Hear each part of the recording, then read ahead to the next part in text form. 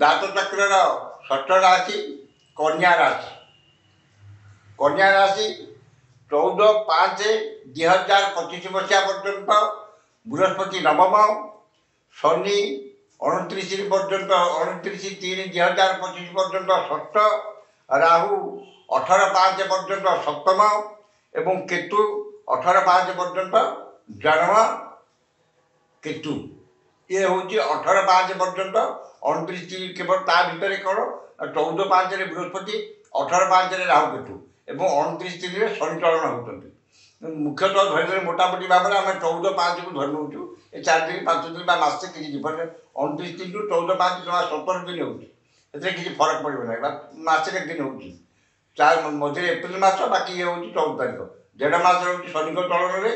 तेणुक आपंकर 14/5 पर्यंत फल आम कहूँ पुणी 14/5 पर्यटन आउ गोटे फल आम कह 14/5 पर्यटन कन्या राशि बृहस्पति नवम, शनि षष्ठ, ये दुईटी ग्रह मुख्य ग्रह ये आपंकर कौन फल देवे और राहु सप्तम, केतु जन्म। ये हूँ कन्या राशि 14/5 पर्यटन ग्रह मानकर चलन। नवम बृहस्पति मान सम्मान, सामाजिक प्रतिष्ठा, पदस्थ अधिकारी कृपा, गुरुजन कृपा, क्षमताशाली व्यक्ति सहायता, राजनैतिक व्यक्ति शुभ दृष्टि रही समस्त समस्त वर्ग व्यक्ति, व्यवसायी, कर्मजीवी, गृहिणी, शिक्षार्थी ये समस्त ये जो व्यक्ति सब वर्ग व्यक्ति माने आपणकर समस्त क्षेत्र में आप दश सम्मान, सामाजिक प्रतिष्ठा, गुरुजन कृपा, क्षमताशाली व्यक्ति सहायता और राजनैतिक व्यक्ति शुभ दृष्टि रही मान सम्मान बढ़ आपणकर व्यवसाय मानकर कौन हम ना दश सम्मान जहाँ जिला से सब ठीक ठाक रहा आप सम्मान बढ़ व्यवसाय अनुसार सम्मान बढ़ आपणकर प्रडक्ट आपणकर जो जिन बिकुच्च समस्त कहे जिनसा बहुत भल जिन आप लक्षे खराब जिन बिकुता समस्त कहे दुकान भल क्वालिटी जिन आप खराब बिकले लोक या भल कहे आप पुचा बैगन बिकले ये टाइम लोक नहीं पड़े। ये हूँ नवम बृहस्पति फल। नवम बृहस्पति आपणकर मान सम्मान आपणकर धन संपद प्राचुर्य प्रतिप्रति सबुले किसी बुद्धि कर सहायक हे। नूतन व्यवसाय में आप चुक्तिबद्ध हे कि कौन बड़ व्यवसाय सहयोग पाइबे और से गोटे व्यवसाय अलग किसी व्यवसाय कि अलग किसी सोर्स पैसा आसबार बाट मुक्त हो। व्यवसाय माने अत्यधिक शुभ फल पाइबे 14/5 पर्यंत जेहतु शनि षष्ठ राजयोग शनि षष्ठ आप जो कम करेंगे जहाँ करेंगे समस्त भल लगे आप जो जिन बिकतु खराब जिन बिकतु भल जिन बिकतु जहाँ बिकतु आपको सब भल लगे और समस्त व्यवसाय आपंकर उन्नति हे। नूतन व्यवसाय हो कि व्यवसाय शाखा बढ़ाई हो कि जहाँ जो उद्यम करेंगे आप सक्सेस हे। शिक्षार्थी माने नवम बृहस्पति षष्ठ शनि आपण शिक्षार्थी माने जो विद्या बुद्धि ज्ञान गारिमा प्रत्युत्पन्नवती दूरदृष्टि धी शक्ति स्मरण शक्तिर विकास घटो जहाँ पढ़े से जिन परीक्षा पड़ो और से सक्सेस 100 जहाँ आप जी आशा रखिए 90 से 92 हो 90% आप आशा करते 92 कि 95% आशा हम जो रिजल्ट बाहर आप देखिए जे आप बहुत भल फल होती जोटा आप आशा करते ताठार अधिक शिक्षार्थी माने विद्यार फल फल पाइबे। विदेश यात्रा आप उच्च शिक्षा विदेश यात्रा कर शुभ मिल से समय से उच्च शिक्षा आपको सुजोग जुटिव और उच्च शिक्षा आप जापर जो मन मुताबक कॉलेज अनुष्ठान आपको नब आप शिक्षा ये करने शिक्षा विद्यार्थी मानकर शिक्षा उन्नति नूतन विद्या कला संस्कृति ए पारंगम हे जो मैंने जांच कर ये सब गोटे विद्या समस्त विद्या जो कौन सी विद्या हो से विद्यारे से पारंगम लाभ करेंगे। कर्मजीवी मानकर नवम बृहस्पति प्रमोशन मुख्य है प्रमोशन जोटा कि आशायी ପ୍ରମୋସନଟା ଆପଣଙ୍କର ଅଟକି ଥିଲା ଏଇ ଯେଉଁ ଟାଇମ୍ରେ ଆପଣଙ୍କର ନୂଆ ବର୍ଷରେ ଆପଣ ଯେମିତି ନୂତନ ବର୍ଷରେ ଆସିଛି 14/5 ଭିତରେ ଆପଣ ଦେଖିବେ ଧଡ଼କିନି ପ୍ରମୋସନ ହେଇଯିବ କିମ୍ବା ଆପଣଙ୍କର ଯେଉଁ ପଦସ୍ଥ ଅଧିକାରୀ ସିଏ ଆପଣଙ୍କୁ ବହୁତ ଭଲ ପାଇବେ। ଆପଣ ଯେଉଁ କାମଟି କରିବେ ସିଏ ଆପଣଙ୍କର ଭଲ ପାଇବେ। ସିଏ ଭଲ ପାଇଲେ ଆପଣଙ୍କର ଚାକିରି ଆପଣ କ'ଣ କରୁଛନ୍ତି କ'ଣ ନାହିଁ କେହି ଦେଖିବାର ନାହିଁ। କାରଣ ଆପଣଙ୍କର ସଂସ୍ଥାର ଯିଏ ମୁଖ୍ୟ ଯେ ଘର ଆପଣଙ୍କର ଘରୋଇ ସଂସ୍ଥା ହେଉ କିମ୍ବା ସରକାରୀ ସଂସ୍ଥା ହେଉ ଯଦି ପଦସ୍ଥ ଅଧିକାରୀଙ୍କର ଶୁଭ ଦୃଷ୍ଟିରେ ଆପଣ ରହିଲେ ଆପଣଙ୍କର ଚାକିରିର ସମସ୍ୟା କିଛି ନାହିଁ। ସେ ସମସ୍ୟା ସବୁ ଦୂରୀଭୂତ ହେବ। ତେଣୁକରି କର୍ମଜୀବୀମାନଙ୍କର ପ୍ରମୋସନ୍ ଚାକିରିରେ ଉନ୍ନତି ପଦୋନ୍ନତି ଏବଂ ନୂତନ ପଦବୀ ଆକୁ ପାଇବେ ଏବଂ ଯେଉଁମାନେ ମଧ୍ୟ ଚାକିରି ପାଇଁ ଆଶାୟୀ ସେମାନେ ମଧ୍ୟ ନୂତନ ଚାକିରି ପାଇବେ। এই ଜିନିଷଟା କୌଣସି ଅସୁବିଧା ନାହିଁ।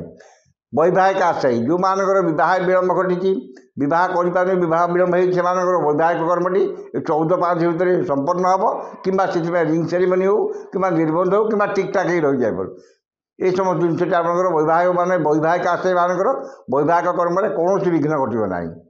যে প্রেম সম্পর্কের অনেক সেমার প্রেম সম্পর্ক মজবুত হব। দুজনক ভিতরে অন্ডরস্টাডিং ভালো রহব এবং তাঁর কথা আপনার ভাল লাগবে আপনার কথা তাঁকু ভাল লাগবে। প্রেম সম্পর্ক মজবুত হব।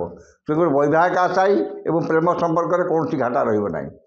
গৃহিণী মানকর কণ হব না নবম শনি নবম বৃহস্পতি ষষ্ঠ শনি ତାଙ୍କର ଯାହା ରୋଗ ଶାରୀରିକ ସମସ୍ୟା ପାରିବାରିକ ସମସ୍ୟା ଯେଉଁ ଜିନିଷଟା ଥିଲା ସେମାନେ ସେ ସମସ୍ୟାର ସମାଧାନ ହେଇଯିବ ଏବଂ ଘରଟାକୁ ଗୋଟେ ଏକତା ସୂତ୍ରରେ ବାନ୍ଧି ରଖିବେ।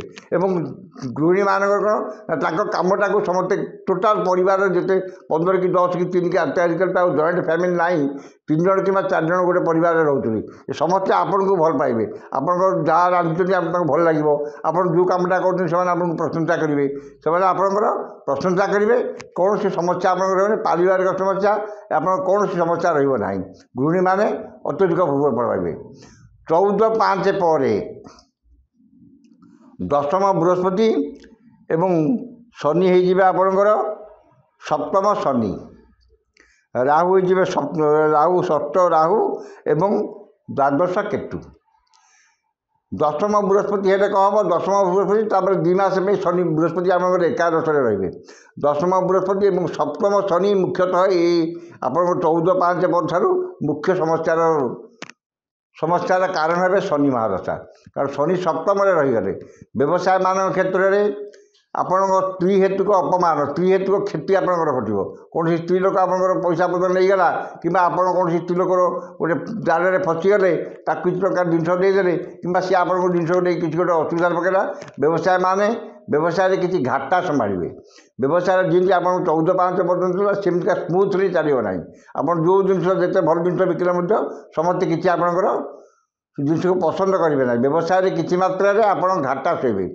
ଏବଂ କର୍ମଜୀବୀମାନେ କ'ଣ କରିବେ ନା ଯେଉଁ କର୍ମସ୍ଥାନରେ କର୍ମରେ ଅଛନ୍ତି ଯେତେ କାମ କଲେ ମଧ୍ୟ ଠିକ୍ ଦେଖିବେ 14/5 ପରେ ଆପଣ ଯେମିତି ଦଶମ ବୃହସ୍ପତି ହେଇଯିବେ ଆପଣଙ୍କର ପରିଶ୍ରମ 2 ଗୁଣା ଅଧିକା ହେଇଯିବ। ଆପଣଙ୍କ ଯେଉଁ କାମଟା 5ଟା କାମ କରୁଥିଲେ ଆଉ 2ଟା କି 8ଟା କାମ ଆପଣଙ୍କୁ କରିବାକୁ ପଡ଼ିବ। ଏବଂ ଯାହା କାମ କରିବେ ଆପଣଙ୍କର କାହାର ପସନ୍ଦ ହେବ ନାହିଁ। ବହୁତ ଖଟିବେ କିନ୍ତୁ ସେହି ଅନୁସାରେ ଆପଣ ରେଜଲ୍ଟ ପାଇବେ ନାହିଁ। ବହୁତ ପରିଶ୍ରମ କରିବାକୁ ପଡ଼ିବ। ଘରୋଇ ସଂସ୍ଥାରେ ଯେଉଁମାନେ ଅଛନ୍ତି ତାଙ୍କର ପରିଶ୍ରମ ବଢ଼ିଯିବ। ଦଶମ ବୃହସ୍ପତିରେ ପରିଶ୍ରମ ବଢ଼ିଯିବ କିନ୍ତୁ ଯେଉଁ ଦରମାକୁ ସେଇ ଦରମା ପାଉଥିଲେ ଯାହା ପାଉଥିଲେ ସେଇ ଦରମା ପାଉଛନ୍ତି କିନ୍ତୁ ଆପଣ କାମ 3ଟା କାମ କରୁଥିଲେ ଆଉ 4ଟା କାମ ଅଧିକା କଲେ 7ଟା କାମ କଲେ କିନ୍ତୁ ଦରମା ବଢ଼ୁନି। ଯେଉଁଥିପାଇଁ ଆପଣଙ୍କ ମନଟା ସବୁବେଳେ বিষণ্ণ ରହିବ বিষାଦଗ୍ରସ୍ତ ଚାପଗ୍ରସ୍ତ ରହିବ। ଏବଂ ସପ୍ତମ ବୃହସ୍ପତି ଯେହେତୁ ସପ୍ତମ ଶନି ଯେହେତୁ ରହିଛନ୍ତି ଆପଣଙ୍କର ବିପଦ ରହିଛି କ'ଣ ସ୍ତ୍ରୀ ହେତୁକ ଅପମାନ ସ୍ତ୍ରୀ ହେତୁକ ଧନ କ୍ଷତି ଏ ସମସ୍ତ ଜିନିଷ ରହିବ। ବ୍ୟବସାୟୀ କର୍ମଜୀବୀ ଏ ସମସ୍ତ ରହିବ। ତେଣୁକରି 29/3 ପରଠାରୁ ସପ୍ତମ ଶନି ହେଲା ପରଠାରୁ ଆପଣ ପରିଚିତ ମହିଳା ବା ଅପରିଚିତ ମହିଳା ସାଙ୍ଗରେ କଥାବାର୍ତ୍ତା କି ତାଙ୍କ ସାଙ୍ଗରେ ଏକାକୀ ଯାତ୍ରା କିମ୍ବା ତାଙ୍କ ସାଙ୍ଗରେ ସମ୍ପର୍କ ବଢ଼ାଇଲା ବେଳକୁ 100 ଥର ଭାବିକି ସମ୍ପର୍କ ବଢ଼ାଇବେ। କାରଣ ଆପଣଙ୍କ ବିପଦରେ ପଡ଼ିପାରନ୍ତି। ସପ୍ତମ ଶନି ଆପଣଙ୍କୁ ନିଶ୍ଚିତ ଭାବରେ ସ୍ତ୍ରୀ ହେତୁକ ଧନ କ୍ଷତି ସ୍ତ୍ରୀ ହେତୁକ ଅପମାନ ଏ ସମସ୍ତ ସ୍ତ୍ରୀ ହେତୁକ କ୍ଷତିରେ ଆପଣ ପଡ଼ିବେ। 29/3 ଠାରୁ ଆପଣ ଶନିଙ୍କ ପାଇଁ ହେବେ ଏବଂ ଶାରୀରିକ ପୀଡ଼ା ଭୋଗିବେ। ବ୍ୟବସାୟୀ କର୍ମଜୀବୀ ଗୃହିଣୀ ଶିକ୍ଷାର୍ଥୀ ସମସ୍ତେ କିଛି କିଛି ଶାରୀରିକ ପୀଡ଼ା ଭୋଗିବେ। ଯେଉଁଟାକି ଆପଣଙ୍କର ବାୟୁ ଶନି ଯେକୌଣସି ରୋଗ କ୍ରିଏଟ୍ କରିପାରିବେ। ଖାଲି ବାୟୁ ତାଙ୍କର ମୁଖ୍ୟ ରୋଗ ହେଉଛି ଗ୍ୟାସ୍ ପ୍ରୋବ୍ଲେମ୍ ଗ୍ୟାସ୍ ବଦହଜମି ଏବଂ ବାୟୁ ରୋଗ ବାତ ରୋଗ। ଶନିଙ୍କର ଏ 2ଟି ରୋଗ ମୁଖ୍ୟ ରୋଗ କିନ୍ତୁ ସେ ଚାହିଁଲେ ଯେକୌଣସି ରୋଗ କରିଦେଇପାରନ୍ତି। କାରଣ ଧରନ୍ତୁ ଶନି ଆପଣଙ୍କର ଯେତେବେଳେ ଚଳନ ହେଇଛନ୍ତି ସେ ଆପଣଙ୍କର ମୀନ ରାଶିକୁ ଚଳନ ହେଇଛନ୍ତି 25/12 ମୀନକୁ ବୃହସ୍ପତିଙ୍କ ନକ୍ଷତ୍ରକୁ ଶନି ଚଳନ ହେଉଛନ୍ତି ପ୍ରଥମ ଭାଗରେ। ଏଇ ଯେଉଁ ବୃହସ୍ପତି ଧରନ୍ତୁ ଶନି ଯାହାର ଆପଣଙ୍କର ଅଶୁଭ ଗ୍ରହ ହେଇଥିବ ସପ୍ତମ ଶନି ପଡ଼ିଲେ ଯେ ଜାତକରେ ତାଙ୍କର ଶନି ଚାଲିଥିବ ତାକୁ ବେଶୀ ଶାରୀରିକ ପୀଡ଼ା ଦେବେ। ଏଇଟା ହେଉଛି ମୁଖ୍ୟ ସମସ୍ୟା। ଶାରୀରିକ ପୀଡ଼ା ସମସ୍ତ ବ୍ୟବସାୟୀ, କର୍ମଜୀବୀ, ଗୃହିଣୀ, ଶିକ୍ଷାର୍ଥୀ ଶାରୀରିକ ପୀଡ଼ାଟି ଭାଗିବେ ଏବଂ ବାକି ଅଲଗା ଆପଣଙ୍କର ଆର୍ଥିକ କ୍ଷେତ୍ରରେ ବିଶେଷ ଆପଣଙ୍କର କ୍ଷତି ପହଞ୍ଚିବ ନାହିଁ। କାରଣ ପ୍ରଥମରୁ ନବମ, ତାପରେ 14/5 ପର୍ଯ୍ୟନ୍ତ ନବମ, 14/5 ପରେ ଦଶମ ଏବଂ 18/10 ପରେ ଏକାଦଶ, ପୁଣି ନବମକୁ ସେ ବ୍ୟାକ୍ କରିବେ, ଦଶମକୁ ବ୍ୟାକ୍ କରିବେ। ଏ ଯେଉଁ ବ୍ୟାକ୍ କଲା ବେଳକୁ ଯଦି ବୃହସ୍ପତି ଅସୁବିଧା ହୁଅନ୍ତି, କାରଣ ବକ୍ରାଚାର ଗ୍ରହମାନଙ୍କର ବକ୍ରାଚାର ଯେଉଁମାନଙ୍କ ପାଇଁ ଅଶୁଭ ଫଳ ହେବେ ସେ ପୁରା ତାଙ୍କର ଭୟଙ୍କର କ୍ଷତି କରିବେ ଏବଂ ଯେଉଁମାନଙ୍କର ଭଲ ଫଳ ହେବେ ସେ ବହୁତ ଭଲ କରିବେ। ବୃହସ୍ପତି ବକ୍ର ମଧ୍ୟ ହେଉଛନ୍ତି ଦଶମକୁ, ତେଣୁକରି ବୃହସ୍ପତି ଆର୍ଥିକ ସମସ୍ୟା ବିଶେଷ ରହିବ ନାହିଁ କନ୍ୟା ରାଶି ବ୍ୟକ୍ତିମାନଙ୍କର। କେବଳ ଏକମାତ୍ର ସମସ୍ୟା ରହିବ ପାରିବାରିକ ସମସ୍ୟା ଏବଂ ସ୍ୱାସ୍ଥ୍ୟଗତ ସମସ୍ୟା। ଏ ଦୁଇଟି ସମସ୍ୟା ପାଇଁ ଏବଂ ଶନିଙ୍କର ଏ ସମସ୍ୟାରୁ ମୁକ୍ତି ପାଇବା ପାଇଁ ଆପଣ ଶନିଙ୍କର ଯନ୍ତ୍ର କବଚ କିମ୍ବା ଶନିଙ୍କର ଚେର, ବାଡ଼ିଅଣା ଚେରକୁ ଧାରଣ କରି ଆକୁ ତୁଳା ଲଗ୍ନରେ, ମକର ଲଗ୍ନରେ ଏବଂ କୁମ୍ଭ ଲଗ୍ନରେ ଧାରଣ କରନ୍ତୁ ଏବଂ ଶନିଙ୍କର ମନ୍ତ୍ର ପଠନ କରନ୍ତୁ। ସକାଳେ ସନ୍ଧ୍ୟାରେ 108 ପାଠ କରନ୍ତୁ। ନିଶ୍ଚିତ ଭାବରେ ଶନିଙ୍କର ଏ ସମସ୍ୟାରୁ ଆପଣ ମୁକ୍ତି ପାଇବେ ଏବଂ 2025 ମସିହାରେ ବି ଆପଣଙ୍କର ଏକଦମ ଭଲ ସମୟ ରହିବ, ଶୁଭ ସମୟ ରହିବ, କୌଣସି ଅସୁବିଧା ସମସ୍ୟାର ସମ୍ମୁଖୀନ ହେବେ ନାହିଁ।